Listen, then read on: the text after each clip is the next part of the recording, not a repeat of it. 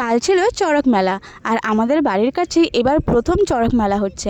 বাড়ির কাছে বলে কথা, তো সেখানে না গেলে হয়। তাই দেখতেই পাচ্ছ অন্ধকার হওয়ার একটু আগে আগে আমরা সবাই বেরিয়ে পড়েছি মেলার উদ্দেশ্যে। কিন্তু এখানে এসে আমরা একদম বোকা বনে গেলাম, কারণ আমরা এর আগে কখনো চড়ক মেলায় যাইনি, তাই বুঝতেও পারিনি যে কখন পূজাটা ঠিক হবে। আর কিছুই যখন নেই, তাই এসেই আগে আমরা পেট পুজো সেরে নিলাম। একটু এদিক সেদিক ঘুরে আসার পর দেখছি এদিকে পুজো কিন্তু শুরু হয়ে গেছে। এই মেলাটা কিন্তু বাইরে গাজন সন্ন্যাসীদের মেলা নামেই পরিচিত, কিন্তু আমাদের এখানে আমরা চড়ক মেলাই বলে থাকি। এখানে এক একজন সন্ন্যাসী এক এক রকমভাবে নেচে চলেছে, কেউ মাথার খুলি নিয়ে, তো কেউ পেটে ছুরি ঢুকিয়ে।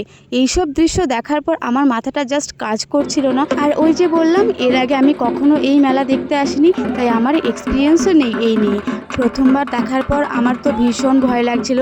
পুরো একটা দায়ের ওপর কিভাবে হাঁটছে, কিভাবে শুয়ে শুয়ে যাচ্ছে। আর এই পুজোর সব থেকে ভয়ানক দৃশ্য হলো এই যে পিঠে হুক লাগিয়ে নাকরদোলার মতন ঘুরে বেড়ানো। আর এই সন্ন্যাসী নিজের পিঠে হুক লাগানোর পরেও কোনো রকম ব্যথা উপলব্ধি না করেই হেঁটে নেচে বেড়াচ্ছে। তবে হ্যাঁ, মন্ত্রের অনেক জোর, এটা আমি মনে প্রাণে বিশ্বাস করি।